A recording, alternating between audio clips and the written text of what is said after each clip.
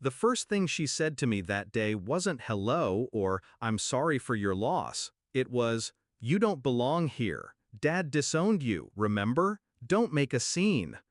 Her voice was sharp enough to slice through the humid air of the chapel. Her lipstick was perfect, her black dress designer, mourning as performance art. I didn't answer, because you don't argue with someone who's about to choke on their own arrogance. You just wait. Growing up, Claire was the golden child. I was tolerated, at best. She had perfect grades, perfect manners, perfect friends. I had dirt under my nails, questions Dad didn't like, and a knack for telling the truth even when it burned. The older we got, the wider the gap grew. She married rich. I started my own small business. She lived in the city. I stayed close to home. But the real fracture came 3 years ago. Dad fell ill.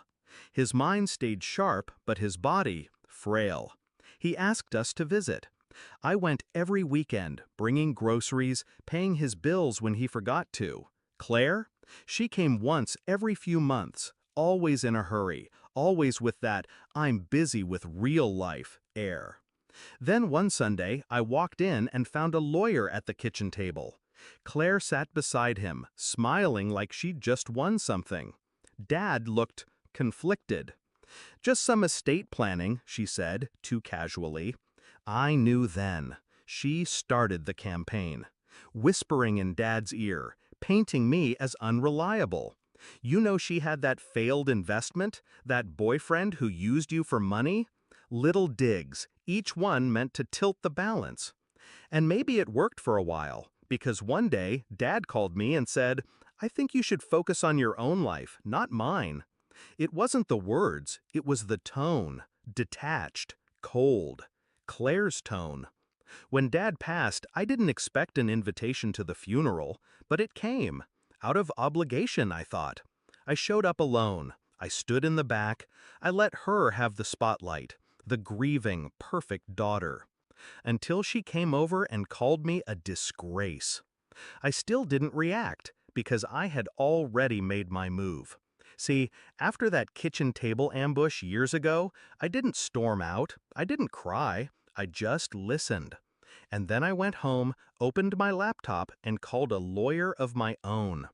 Dad had told me things over the years, personal things, about the business, about the money, about debts Claire didn't know existed, and about something else, a private account for emergencies in my name. I never touched it.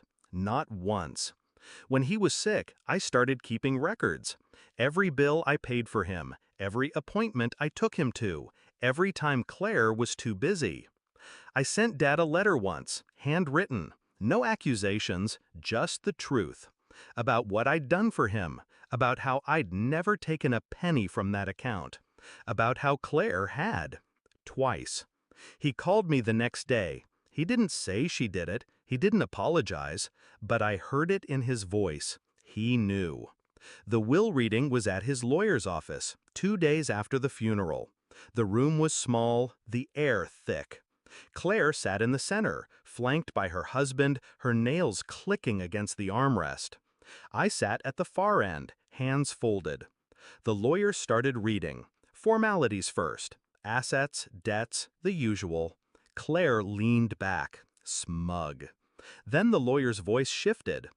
"To my daughter Claire, I leave the watch my father gave me and the painting above my desk. May they remind you of what can't be bought." Her smile flickered. "To my daughter Anna, the only one who never lied to me, I leave the remainder of my estate, my shares in the company, and the contents of my private account." Silence. Then a strangled "What?" from Claire. The lawyer continued unbothered. "Anna, you'll also find enclosed my written acknowledgement of your care during my illness and my instructions for the trust you will manage. I know you'll honor them." I didn't look at her. She tried to argue, claimed Dad was manipulated, threatened court. But the will was airtight, dated after my letter, signed in front of witnesses she didn't know existed. She left that room shaking, not from grief, from rage. It wasn't about the money, it was about the truth. About letting her taste what she'd been serving me my whole life. Irrelevance. And the best part?